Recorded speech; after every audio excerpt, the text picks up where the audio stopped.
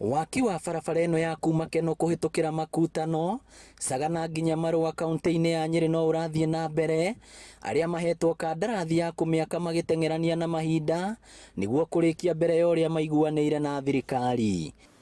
Tũgĩte contractor no maka arĩkie bara ĩno mwena ũmwe kuma gũkũ mwena wa Marũa gũkinya kũrĩa Thika marĩkie by December, mweri wa December, nĩgetha andũ maumĩte kũrĩa mwena wa Nyeri marĩthiaga dual carriage kuma December.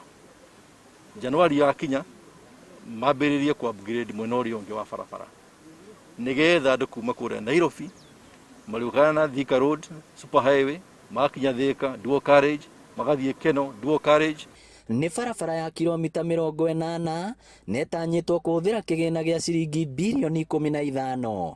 Tondũ twatugĩte hau kabere nĩyo ĩtũma tũnyitithanie kĩrĩa twĩtaga Northern Corridor ĩrĩa yumĩte kũrĩa mwena wa Nairobi ĩgakinya kũrĩa mwena wa Isiolo kũrĩa twĩtaga Rapsset Corridor.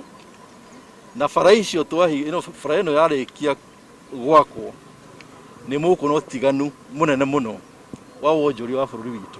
Na kuona nĩ ihutĩtie mĩgũnda ya andũ 1,500, thirikari ĩranĩire atĩ arĩa mĩgũnda yao ĩhutĩtio nĩ makambĩrĩria kwamũkĩra marĩhi Jumatatũ ya kiumia gĩũkĩte.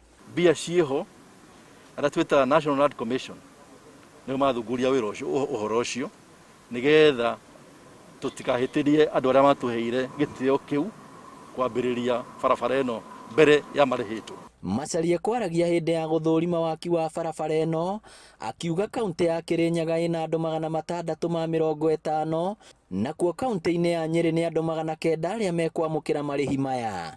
Ngĩribotera Inooro TV kuma kaunti ya Murang'a, rĩtwa rĩakwa nĩ Victor Kĩnuthia.